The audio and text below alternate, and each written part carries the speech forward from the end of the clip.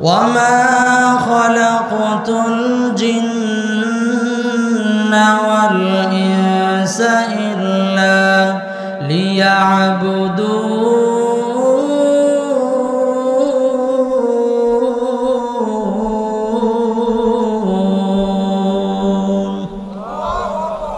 আল্লাহ তাআলা বলেন, আমি আল্লাহ পাক রব্বুল আলামিন দুইটা জাতি মানুষ এবং জিন, এই দুই জাতিকে শুধুমাত্র কেবলমাত্র আমার ইবাদতের জন্য পাঠিয়েছি। কিন্তু মানুষের ভিতরে যে আরেকটা মনোভাব আছে, কিসের মনোভাব? গুনাহ করার মনোভাব। বলেন, আমার ভিতরে আপনার ভিতরে গুনাহ করার মনোভাব তৈরি হয় কি হয় না? হয়ে যায়। আল্লাহ তাআলা তো জানেন যে গুনাহ করার মনোভাব তৈরি হয়ে যাবে। এই জন্য আল্লাহ পাক রব্বুল আলামিন বলেন, গুনাহ যেহেতু হয়ে যাবে, তো গুনাহটা মোচন করার জন্য বাচ্চারা যখন লেখা শেখে পেন্সিল দিয়ে লেখে। কি দিয়ে লেখে? পেন্সিল দিয়ে লেখে। শিখতে থাকে, পেন্সিল দিয়ে লেখে। আবার লেখা যখন ভুল হয়, রাবার দিয়ে মুছে ফেলে, এই ভুলটা শেষ হয়ে যায়। কথা কোন ঠিক না ঠিক? আল্লাহ পাক রব্বুল আলামিন বলেন, আমি যে তোমাকে এই দুইটা অবস্থান দিয়েছি, এই দুই অবস্থান যখন তোমার গুনার প্রতি চলে যাবে, এই গুনাহটাকে মোচন করাবার জন্য আমি তাওবা নামক একটা রাবার দিয়েছি। এই তাওবা নামক রাবার দিয়ে গুনার মধ্যে যদি তুমি ডলতে পারো, তুমি যদি ঘষা দিতে পারো, আল্লাহ পাক রব্বুল আলামিন বলেন, তোমার ভিতরে আমল নামার ভিতরে যে গুনাহ আছে, এই গুনাহ আল্লাহ তাআলা মোচন করে দেবে। মুসলমান ভাইরা আমার, আল্লাহ পাক রব্বুল আলামিন কোরআনে হাকিমের মধ্যে বলেন, ও বান্দা, দুনিয়ার জমিনের মধ্যে তোমার গুনাহ হয়ে গেল। গুনাহ যখন হয়ে গেল বান্দা, তুমি আমার নিকট তওবা করো। কার নিকট তওবা? জোরে বলেন। আল্লাহ তাআলার কাছে তওবা। তওবা কাকে বলা হয়? তওবার দুই অর্থ। তওবার এক অর্থ হলো, শাব্দিক অর্থ হলো প্রত্যাবর্তন করা, ফিরে আসা। ইসলামী তওবা বলা হয় যেই বান্দা আল্লাহ তাআলার এমন কাজ এবং কর্ম কথা থেকে ফিরে এসে আল্লাহ পাক রব্বুল আলামিনের সমস্ত কাজ কর্ম কথার মধ্যে লিপ্ত হয়ে যাওয়া। যেই সমস্ত কথা, যে সমস্ত কাজ, যে সমস্ত অবস্থানের উপর আল্লাহ পাক রব্বুল আলামিন খুশি থাকে, এটাকে তওবা বলা হয়। আল্লাহ তাআলার যে সমস্ত অবাধ্য জিনিস আছে, ওইগুলোর থেকে ফিরে এসে আল্লাহ তাআলার সন্তুষ্টিজনক অবস্থানে ফিরে আসার নাম কি? তওবা। এবার আসেন, তওবা কিসের থেকে তওবা করবে? গুনাহ থেকে তওবা করবে। কিসের থেকে ভাই? গুনাহ থেকে। আমাদের গুনাহ হয় কি হয় না? গুনাহ হয়ে যায়। গুনাহ যখন হয়ে যায়, তখন সাথে সাথে তওবা করে না। এই জন্য বুজুর্গ উলামায়ে কেরাম বলেন, তোমার যেই জায়গার মধ্যে গুনাহটা হয়ে গেছে, ওই জায়গার মধ্যে, ওই জমিনের মধ্যে সাথে সাথে তুমি গুনাহ করো, গুনাহর সাথে সাথে তুমি তওবা করে নাও, এবং তওবার সাথে সাথে ওই জায়গার মধ্যে একটা নেক আমল করে নাও। কারণ হলো, এই জমিন কিয়ামতের ময়দানের গুনার সাক্ষ্য দেবে। আপনি যদি সাথে সাথে গুনার থেকে তওবা করে আবার একবার সুবহানাল্লাহ আলহামদুলিল্লাহ একটা নেক করেন, তো গুনার জায়গা এই জমিন আপনার কিয়ামতের ময়দানে গুনার সাক্ষী নয়, সওয়াবের সাক্ষী হয়ে যাবে। এই জন্য যেই জায়গার মধ্যে গুনাহ হয়ে যায়, ওই জায়গার মধ্যে তওবা করে সাথে সাথে একটা নেক আমল করার দরকার আছে না? কথা জোরে বলেন, আছে না? মুসলমান ভাইরা আমার, আল্লাহ পাক রব্বুল আলামিন বলেন, বান্দা তোমরা তওবা করো। যখন নাকি গুনাহ হয়ে যায়, সাথে সাথে তওবা করো। সূরা তাহরিমের মধ্যে আল্লাহ পাক রব্বুল আলামিন বলেন, ইয়া আইয়ুহাল্লাযীনা আমানু তুবু ইলাল্লাহ,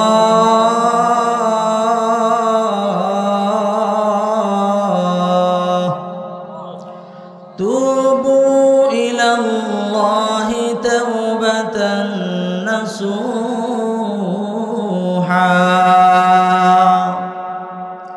আল্লাহ পাক রব্বুল আলামিন বলেন, ও ঈমানদার বান্দা বান্দীরা, ইয়া আইয়ুহাল্লাযীনা আমানু, ও ঈমানদার বান্দা বান্দিরা, তুবু ইলাল্লাহ তাওবাতান নাসুহা, তোমার যখন গুনাহ হয়ে যায় তোমরা আল্লাহ তাআলার নিকট খাঁটিভাবে তওবা করো।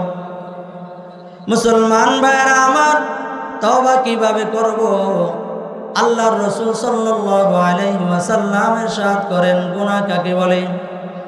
গুনাহ বলা হয় এমন কাজ। আল্লাহর নবীর একজন সাহাবী আল্লাহর পয়গম্বরের কাছে এসে ডাক দিয়া বলতেছে, সালতু রাসূলুল্লাহি সাল্লাল্লাহু আলাইহি ওয়াসাল্লাম, এ আমার সাহাবীরা সাথীরা শোনো, আমি আল্লাহর পয়গম্বরের কাছে গিয়া আল্লাহর নবীকে প্রশ্ন করলাম, সালতু রাসূলুল্লাহি সাল্লাল্লাহু আলাইহি ওয়াসাল্লাম আনিল বিররি ওয়াল ইসমি, গুনাহ এবং নেক সম্পর্কে আল্লাহর পয়গম্বরের কাছে আমি প্রশ্ন করলাম।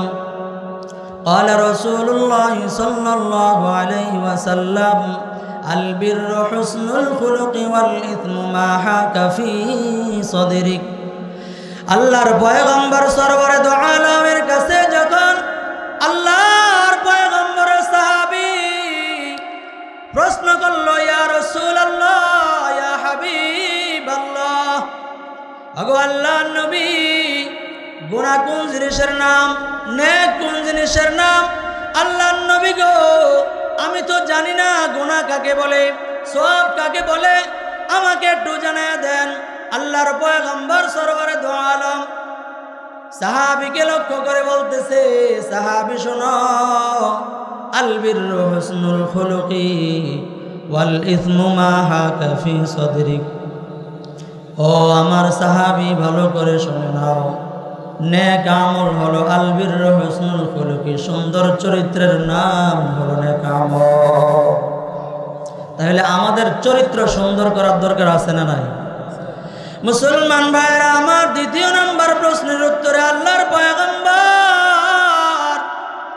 সরওয়ারে দু আলম নবী ডাক দিয়া বলেন, ওয়াল ইসমু মা হাকা ফি সাদরিক, এ আমার সাহাবী শোনো, গুনাহ হলো ওই জিনিসের নাম, ওই কাজের নাম হলো গুনাহ যেই কাজ করার দ্বারা তোমার অন্তরের মধ্যে খটকা সৃষ্টি করবে, যেই কাজ করলে তোমার অন্তর বাধা দিবে, তোমার অন্তরের মধ্যে একটা বাধা প্রদানের একটা অবস্থান সৃষ্টি হয়ে যাবে। ওয়াকারিহতা আইয়াত্তালিআ আলাইহিন নাস, আল্লাহ নবী বলেন, সাহাবীরে, এবং ওই কাজ সম্পর্কে মানুষ জানুক, এটা তোমার অন্তর চায় না। দুনিয়ার মানুষ আপনাদের কাছে একটা প্রশ্ন করতে চায়, আপনি একটা ভালো কাজ করলেন, এই ভালো কাজ সম্পর্কে অন্যান্য মানুষ জানুক, এবং জানার দ্বারা কোনো মানুষের অন্তর এটার মধ্যে বাধা দেয় না। কথা কোন ঠিক না বেঠিক? আপনি নামাজ পড়লেন, রোজা রাখলেন, হজ করতে গেলেন, যাকাত দিলেন, এই আমলটা যদি অন্য মানুষ জানে, আপনার অন্তরে বাধা দেয় না, কিন্তু আপনি একটা গুনাহের কাজ আপনার দ্বারা হয়ে গেছে, এই গুনাহটা আপনার স্ত্রী জানুক, এটা আপনি চান না। কথা কোন ঠিক না ঠিক? এবং আপনার এলাকাবাসী, মহল্লাবাসী, আপনার প্রতিবেশী, আপনার বন্ধু বান্ধব, আপনার যত কাছের মানুষ আছে, দূরের মানুষ আছে, যত মানুষে আছে না কেন, কেউই জানুক, এটা আপনার অন্তর সায় দেয় না। কথা কোন ঠিক না ঠিক? এটার নাম হলো গুনাহ। মুসলমান ভাইরা আমার, আল্লাহ পাক রব্বুল আলামিন ডাক দিয়ে বলতেছে, ও দুনিয়ার মানুষ, তুমি যখন গুনাহ করো, এই গুনাহের দ্বারা তোমার অন্তরের মধ্যে এমন কিছু অবস্থান তৈরি হয়ে যায়। বুখারী শরীফের হাদিস, আল্লাহর নবী সরওয়ারে দু আলম বলেন, ইন্নাল মুমিনা ইযা আযনাবা, যখন নাকি কোনো মানুষ একটা গুনাহ করে ফেলে, একটা গুনাহ যখন সাদের হয়ে যায়, চাই যে কোনো অঙ্গের গুনাহই হোক না কেন, ইযা আযনাবাল আবদু, যখন একটা গুনাহ করে, কানাত নুকতাতুন সাওদা ফি কলবিহি, তার অন্তরের মধ্যে একটা কালো দাগ পড়ে যায়। এই কালো দাগটা যখন পড়ে যায়, সুকিলা কলবুহু, ওই বান্দা যখন এই গুনার পরে আবার তওবা করে নেয়, আল্লাহর কাছে মাপ চেয়ে নেয়, সুকিলা কলবুহু, আল্লাহ পাক রব্বুল কারীম ওই বান্দার অন্তর থেকে এই দাগটা মোচন করে দেয়। যেরকম সুবহানাল্লাহ। ওয়া ইন জাদাত, আর যদি সে গুনাহ করে কিন্তু আল্লাহ তাআলার কাছে তওবা করে না, আবার গুনাহ করতেছে, আবার গুনাহ করতেছে, আবার গুনাহ করতেছে, বান্দা কোনো তওবা করে না, এমনভাবে একের পর এক গুনাহ করতেই আছে বান্দা, আল্লাহ পাক রব্বুল আলামিনের পয়গম্বর ডাক দেয়া বলতেছেন, ও দুনিয়ার মানুষ, যখন নাকি একের পর এক গুনাহ করতে থাকে আর তার অন্তরের মধ্যে গুনাহের দাগ পড়তে পড়তে পড়তে পড়তে ফাযালিকুমুর রন, এক পর্যায়ে এমন হয়ে যায় বান্দার অন্তরটা ঝড়ে ঝংকার হয়ে যায়। দুনিয়ার মুসলমান যুবক, ও বৃদ্ধ বাবারাম, মানুষ আমরা তো এমন গুনাহ করি, একের পর এক গুনাহ করি, আবার গুনাহ হয়, আবার গুনাহ করি, চোখের গুনাহ, কানের গুনাহ, হাতের গুনাহ, অঙ্গ প্রত্যঙ্গের গুনাহ, জবানের গুনাহ, শুধু গুনাহ করতেই থাকি। কথা কোন ঠিক না ঠিক? আল্লাহর হুকুম না মানার গুনাহ, আল্লাহর হুকুমের অবাধ্যতার গুনাহ, এমনভাবে আমাদের গুনাহ দিন দিন করতেই থাকি। কথা কোন ঠিক না ঠিক? আল্লাহ পাক রব্বুল আলামিন সূরা মুতাফফিফিনের মধ্যে ডাক দিয়া বলতেছেন, তার অন্তরটা এমন হয়ে যায়, কাল্লা বাল রানা আলা কুলুবিহিম মা কানু ইয়াকসিবুন।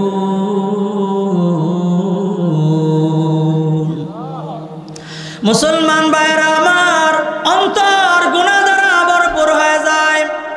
গুনাহ দ্বারা যখন অন্তরটা ভরপুর হয়ে যায়, তার অবস্থা এমন হয়ে যায়, জবান দিয়া কি বলে, হাত দিয়া কি করে, পা দিয়া কি করে, কার বিরুদ্ধে বলে, কার পক্ষে বলে, কোনো তারতম্য থাকে না। কথা কোন ঠিক না ঠিক? কখনো ইমামের বিরুদ্ধে বলে, কখনো মুসল্লিদের বিরুদ্ধে বলে যায়, আবার কখনো নাস্তিকদের সাথে হয়ে যায়, আবার কখনো কোরআনের বিরুদ্ধে হয়ে যায়, আবার কখনো তার কাজকর্ম এমন হয়ে যায় যেই কাজকর্মের দ্বারা ইসলাম থেকে সে খারেজ হয়ে যায়। কথা বলেন ঠিক না ঠিক? আমাদের জবান, আমাদের অন্তর, এই অঙ্গ প্রত্যঙ্গগুলো এমন হয়ে যায় না? কথা বলেন ঠিক না ঠিক? মুসলমান ভাইয়েরা আমার, বলতেছিলাম আল্লাহর রাসূল সাল্লাল্লাহু আলাইহি ওয়াসাল্লামের ইরশাদ করেন, যখন নাকি অন্তরের মধ্যে একটা গুনাহ হয়ে যাবে, সাথে সাথে আমরা তওবা করে নিব। বলেন ইনশাআল্লাহ। যত যেই গুনাহ হোক না কেন, ছোট হোক অথবা বড় হোক, প্রকাশ্যে হোক অথবা গোপনে হোক, যেই কোনো গুনাহ হয়ে যায়, সাথে সাথে তওবা করব কার কাছে? জোরে বলেন কার কাছে? আল্লাহ তাআলার কাছে। আল্লাহ তাআলার কাছে তওবা করলে আল্লাহ তাআলা মাফ করে দেয়। কথা কোন ঠিক না বেটি? মুসলমান ভাইরা আমার, আল্লাহর রাসূল সাল্লাল্লাহু আলাইহি ওয়াসাল্লাম হাদিসের মধ্যে ইরশাদ করে, আল মুসলিমু মান সালিমাল মুসলিমুনা মিন লিসানিহি ওয়া ইয়াদিহি। মুসলিম শরীফের মধ্যে এসেছে, আল্লাহর রাসূল বলেন, আল মুসলিমু মান সালিমাল মুসলিমুনা মিন লিসানিহি ওয়া ইয়াদিহি। মুসলমান হলো ওই ব্যক্তি, সালিমাল মুসলিমুনা মিন লিসানিহি ওয়া ইয়াদিহি, কামেল মুসলমান ওই বান্দাবান্দি যেই বান্দাবান্দির হাত এবং জবান দ্বারা অন্যান্য মুসলমান নিরাপদে থাকতে পারে। কথা কোন ঠিক না ঠিক? আমরা কি এমন? আমরা এমন হতে পারি নাই। আমাদের অবস্থা হলো, আমরা আমাদের কথায়, আমাদের আচার ব্যবহারে, হাত দ্বারা এমন কাজকর্ম হয়ে যায় যেগুলোর দ্বারা অন্য মানুষ প্রতিনিয়ত কষ্ট পেতে থাকে। কথা কোন ঠিক না ঠিক? সবচেয়ে বেশি যেই অঙ্গ দিয়ে মানুষ কষ্ট দেয়, কষ্ট পায়, সেই অঙ্গের নাম হলো জিহ্বা। কথা কোন ঠিক না ঠিক?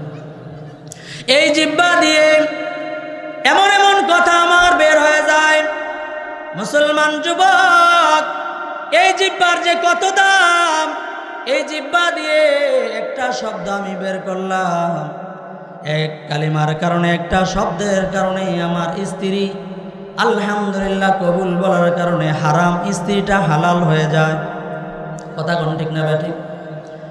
এবং লা ইলাহা ইল্লাল্লাহ একটা কালিমা জবান দিয়ে উচ্চারণ করলাম, এই এক কালিমা জবান দিয়ে উচ্চারণ করার কারণে একজন বেঈমান মুসলমান হয়ে যায়। ঠিক তেমনি ভাবে এই জবান দিয়া আমি আল্লাহর পয়গম্বরের সুন্নতের একটা মুখালাফাত করলাম, বিরোধী একটা কাজ করলাম, আল্লাহর পয়গম্বরের সুন্নতের বিরোধিতা করলাম, আল্লাহর পয়গম্বর সম্পর্কে আমি একটা কটু কথা বললাম, আল্লাহর নবীর সুন্নতের ব্যাপারে একটা কটু কথা বললাম, আল্লাহ এই একটা কালিমার কারণে ইসলাম থেকে খারেজ হয়ে যায়। তাইলে জবানের দাম আছে না নাই? এই জন্য হযরত আবু বকর রাদিয়াল্লাহু তাআলা আনহু, হযরত আবু বকর রাদিয়াল্লাহু তাআলা আনহু এই জিহ্বাকে মাঝে মাঝে ধরে টান দিয়ে বের করে রাখতেন। সাহাবায়ে কেরাম জিজ্ঞাসা করতে, আবু বকর কি হয়েছে তোমার, জিহ্বা টান দিয়ে এমন করতেছো কেন? হযরত আবু বকর রাদিয়াল্লাহু আনহু জবাব দেয়, এই জিহ্বার কারণে না জানি আমি জাহান্নামে চলে যাই। মুসলমান ভাইরা আমার, আজকে তো আমার আপনার জিহ্বা এমন লাগাম ছাড়া চলে। চায়ের দোকানে বসে বসে যখন নাকি আমি চায়ের দোকানে বসলাম, এলাকার সব মানুষ খারাপ, শুধু আমি একাই ভালো। কথা কোন ঠিক না ঠিক? এমন এমন কথা আমি বললাম, এটা কি ভালো মানুষ না খারাপ মানুষ? একজন হুজুরের পক্ষেও আমি বিপক্ষে শুরু করলাম, টিভি দেখতেছি আর বিপক্ষে বিরোধিতা করতেছি, এমন হয় কি হয় না? মুসলমান ভাইয়েরা আমার, এই জন্য আমি আমার জবানকে কন্ট্রোল করা লাগবে। কথা কোন ঠিক না ঠিক? এই জবান দিয়া কথা বলে বলে যারা নাকি হকের উচ্চারণ করত, এই জবানগুলো কিছু কিছু মানুষ এই জবানের উপরে কালিমা রোপণ করে তালা আটকায় দিতে চাইছো। কথা কোন ঠিক কিনা? মুসলমান ভাইয়েরা আমার, হকের পক্ষে আপনি যদি একটা সোচ্চার ভূমিকা পালন করেন, এই সোচ্চার ভূমিকাটা কিয়ামতের ময়দানে আপনার নাজাতের উসিলা হয়ে যেতে পারে। মুসলমান ভাইয়েরা আমার, এই জন্য প্রত্যেকটা মুসলমান এমন হওয়া উচিত, আমার সামনে ইসলাম ও মুসলমানের বিপক্ষে, মসজিদ মাদ্রাসার বিপক্ষে, আলেমদের বিপক্ষে, আল্লাহর পয়গম্বরের সুন্নতের বিপক্ষে যে সমস্ত লোক যারা কথা বলবে, যেই জায়গায় হোক না কেন, একজন মানুষ তার জবান দিয়ে আল্লাহর পয়গম্বরের সুন্নতের বিরোধিতা করে, আপনি এমন হওয়া লাগবে, আপনি আপনার জবান দিয়া ওই বান্দা প্রতিবাদী কণ্ঠ ওই জায়গার মধ্যে আপনার উচ্চারণ করা লাগবে। কথা কোন ঠিক কিনা? যে যে অবস্থায় থাকুক না কেন যুবক, আল্লাহর পয়গম্বরের যদি বিরোধিতা হয়, আল্লাহর পয়গম্বরের সুন্নতের যদি বিরোধিতা হয়, একজন মুসলমান ওই জায়গার মধ্যে বসে থাকতে পারে না। কথা কোন ঠিক না বেঠিক? কিন্তু আমরা তো এটা করি না, আমরা সায় দিয়ে দিয়ে যাই। ঠিক না বেঠিক? আমরা শুধু সায় দিয়ে দেখ, সবাই এমন করে, করতে থাকুক, এ চায়ের দোকানে এমনই তো করবো, এমন করি না আমরা?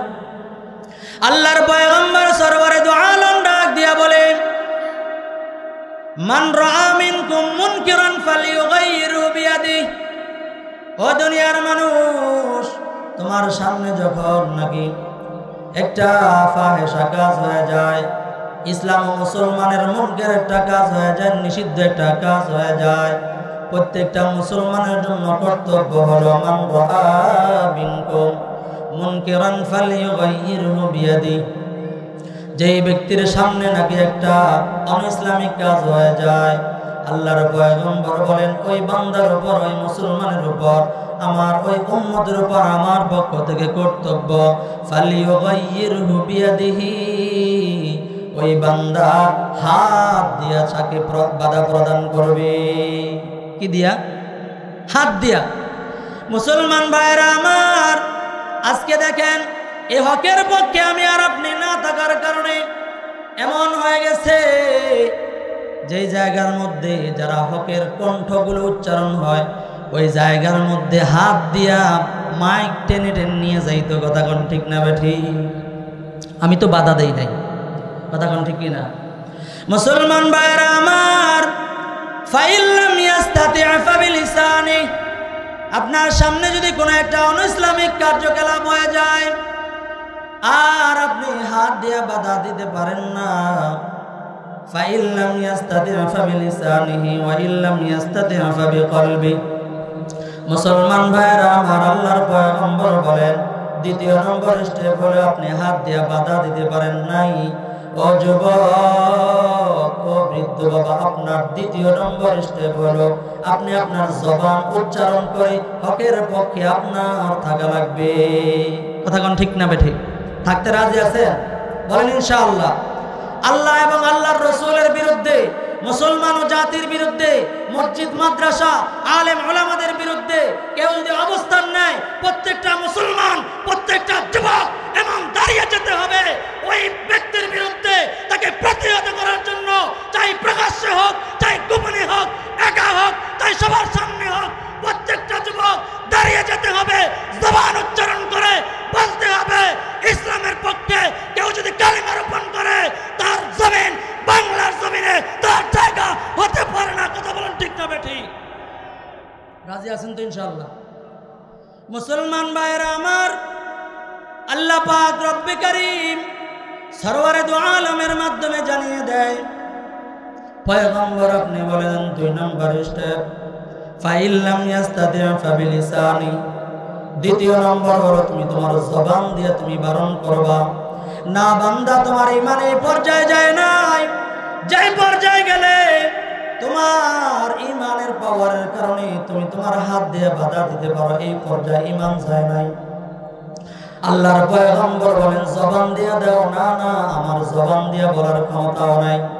আল্লাহর পয়গম্বর বলেন শেষ অবস্থা হলো একেবারে ঈমানের লো কোয়ালিটির অবস্থা হলো। আল্লাহর পয়গম্বর বলেন ফাইল্লাম ইয়াস্তাতি' ফাবিকলবিহি ওয়া যালিকা আযআফুল ঈমান। আল্লাহর পয়গম্বর সরওয়ারে দু আলম ডাক দিয়ে বলে, মুহতারাম হাজিরিন, বলতেছিলাম এই জবান দিয়ে আমাদের অনেক গুনাহ হয়ে যায়। কথা কোন ঠিক না বেঠিক? অঙ্গ প্রত্যঙ্গ দিয়ে অনেক গুনাহ হয়ে যায়। আমরা সামনে এমন করব, আমরা অনেক দিন ধরে দেখেছি আমরা দুনিয়াতে বাংলাদেশের মধ্যে ইসলামের কথা, ইসলামের কাজগুলো ঠিক মতো হতে পারে না। কথা কোন ঠিক না বেঠিক? আমাদের এমন সোচ্চার ভূমিকা পালন করতে হবে, কেউ যেন ইসলামের বিপক্ষে অবস্থান নেয়। সামনের বাংলাদেশ যেন এমন হয় ইসলামের বিপক্ষে যে সমস্ত কথাবার্তা হবে ওই সমস্ত লোকদের বিরুদ্ধে আমরা সবাই সবসময় সোচ্চার থাকবো। কথা বলেন ঠিক না বেঠিক? এমন হতে হবে যাতে করে ইসলামের বিপক্ষে কেউ কথা বলতে গেলে 80 বার চিন্তা করা লাগে যে রে মুসলমান, এটা বাংলাদেশ। কথা কোন ঠিক না বেঠিক? রাজি আছেন তো ইনশাআল্লাহ? আমরা অনেককে দেখেছি সামনে এমন হবে এই বাংলাদেশ চলবে কোরআন এবং সুন্নাহ দিয়ে। কথা কোন ঠিক না বেঠিক? একে একে শেষ করেছি সবার দেখা হইল শেষ, একে একে শেষ করেছি সবার দেখা হইল শেষ, দেখতে দেখতে গোল্লাই গেল আমার সোনার বাংলাদেশ, দেখতে দেখতে গোল্লাই গেল আমার সোনার বাংলাদেশ। ঠিক না বেঠিক? স্বাধীনতার বয়স বেড়ে 54তে পা দিলাম, নেতারা তো সবই পেল, আমরা বলো কি পেলাম? স্বাধীনতার বয়স বেড়ে 54তে পা দিলাম, নেতারা তো সবই পেল, আমরা বলো কি পেলাম? শান্তির লাগি কেন্দা মরি, শান্তির কোনো নাহি লেশ, শান্তির লাগি কেন্দা মরি, শান্তির কোনো নাহি লেশ, দেখতে দেখতে গোল্লাই গেল আমার সোনার বাংলাদেশ, দেখতে দেখতে গোল্লাই গেল আমার সোনার বাংলাদেশ। যাদের হাতে যায় ক্ষমতা দেশ যেন বাপের ভিটা, রাখতে চেয়ার শুরু করে বিদেশিদের পাচাটা, বিদেশিদের কথা মতো চালায় ওরা নিজের দেশ, বিদেশিদের কথা মতো চালায় ওরা নিজের দেশ, দেখতে দেখতে গোল্লাই গেল আমার সোনার বাংলাদেশ, দেখতে দেখতে গোল্লাই গেল আমার সোনার বাংলাদেশ। আমরা আর এমন দেখতে চাই না। কথা কোন ঠিক না বেঠিক? রাজি আছেন তো ইনশাআল্লাহ? কেউ দিল না সবাই নিল আমরা যে কলুর বলদ সারা বছর নেই না খবর নির্বাচনে খুব দরদ নির্বাচনের আগে নেতায় ধরে কত রকম বেশ নির্বাচনের আগে নেতায় ধরে কত রকম বেশ দেখতে দেখতে গোল্লায় গেল আমার সোনার বাংলাদেশ দেখতে দেখতে গোল্লায় গেল আমার সোনার বাংলাদেশ কথা কোন ঠিক না বে ঠিক আমরা তো এমন কথাও শুনেছি যে হুজুররা উলামায়ে কেরাম নাকি ধর্ম ব্যবসা করে আমরা দেখেছি ভোটের আগে দিয়ে যখন নির্বাচন শুরু হয় তখন কারা এমন পোশাকধারী হয়ে মানুষের সামনে আসে কথা কোন ঠিক না বে ঠিক এমন আমরা আর দেখতে চাই না রাজি আছেন ইনশাআল্লাহ মুসলমান ভাইরা আমার বলতেছিলাম গুনাহ থেকে তওবা করার কথা মুসলমান যুবক আমাদের গুনাহ যখন হয়ে যায় মানুষ একটা গুনাহ করতে গেলে মানুষ চিন্তা করে আমাকে কেউই দেখে না একা একা আমি গুনাহ করি না যুবক না সবগুলা কে দেখেন জোরে বলেন আরো জোরে বলেন না কে দেখে আল্লাহ তাআলা বলেন একটা গুনাহের কমপক্ষে 8টা সাক্ষী হয়ে যায় আমি তো মনে করতেছি কেউই দেখে না আমি আমার মা থেকে আমার বাবা থেকে আমার আত্মীয়স্বজন আমার বন্ধু বান্ধব আমার এলাকাবাসী সবার থেকে আলাদা হয়ে আমি গুনাহের মধ্যে লিপ্ত হয়ে গেলাম আল্লাহ পাক রব্বে কারীম 8 শ্রেণী এমন ভাবে সাক্ষ্য দাঁড় করায় দিবেন আল্লাহ পাক রব্বুল আলামিন বলেন ইয়াউমা ইদিন তুহাদ্দিসু আখবারাহা যেই জমিনের উপর দাঁড়ায়া বান্দা গুনাহ করলো ওই জমিন বান্দার বিরুদ্ধে সাক্ষী হয়ে যাবে যেই জমিনকে আমি আটি চলি পা করি সব কিছু করলাম এই জমিনটা এই যে জায়গার মধ্যে দাঁড়ায় দাঁড়ায় আমি গুনাহ করলাম এই জমিনটা আমার বিরুদ্ধে সাক্ষী দিবে জমিনকে ওই সময় ডাক দিয়ে বলবে বান্দা ডাক দিয়ে বলবে কি রে জমিন দুনিয়াতে তো তুমি কোনো কথা বলতে পারো না আজকে কেন আমার বিরুদ্ধে তুমি সাক্ষী দাও জমিন ডাক দিয়ে বলবে বিআন্না রাব্বাকা আওহা লাহা এটা আল্লাহ পাক রব্বুল আলামিন দুনিয়ার হায়াত যখন বাকি ছিল ওই সময় আমাকে আল্লাহ তাআলা কথা বলতে দেয় নাই কিন্তু আল্লাহ তাআলা হাশরের ময়দান কায়েম করে আমাকে আল্লাহ তাআলা জবান দিয়ে দিলেন কথা বলার জন্য জোরে কোন আল্লাহু আকবার মুসলমান ভাইরা আমার 2 নাম্বার সূরা ইয়াসিনের 65 নম্বর আয়াত আল্লাহ পাক রব্বুল আলামিন বলেন আল ইয়াউমা নাখতিমু আলা আফওয়াহিহিম ওয়া তুকাল্লিমুনা আইদিহিম ওয়া তাশহাদু আরজুলুহুম বিমা কানু ইয়াকসিবুন আল্লাহু আকবার মুসলমান ভাইরা আমার 2 নাম্বার 3 নাম্বার এবং 4 নাম্বার আল্লাহ পাক রব্বুল আলামিন বলেন ও দুনিয়ার মানুষ তুমি তো মনে করছো যত গুনাহ করো কেউই দেখে না দুনিয়ার মানুষ আল্লাহ পাক রব্বুল আলামিন বলেন কিয়ামতের ময়দানে যখন আমি আপনি দাঁড়ায় যাব আল্লাহ তাআলা অন্য কোনো সাক্ষী লাগবে না যে অঙ্গ প্রত্যঙ্গ আল্লাহ পাক আমাকে আর আপনাকে দিয়েছেন এই অঙ্গ প্রত্যঙ্গই আমার বিরুদ্ধে আপনার বিরুদ্ধে সাক্ষী দিবে যখন নাউজুবিল্লাহ আল্লাহ পাক রব্বুল আলামিন ডাক দিয়ে বলে নাখতিমু আলা আফওয়াহিহিম আল্লাহ তাআলার সামনে আমার আমলনামা খুলে দেওয়া হবে আর বলা হবে যুবক ও বৃদ্ধ বাবা আপনার সময় এই যে গুনাহগুলো তোমার হয়ে গিয়েছিল ওই বান্দা ডাক দিয়ে বলবে আল্লাহ না না আমি তো এই গুনাহ করি না এটা করি নাই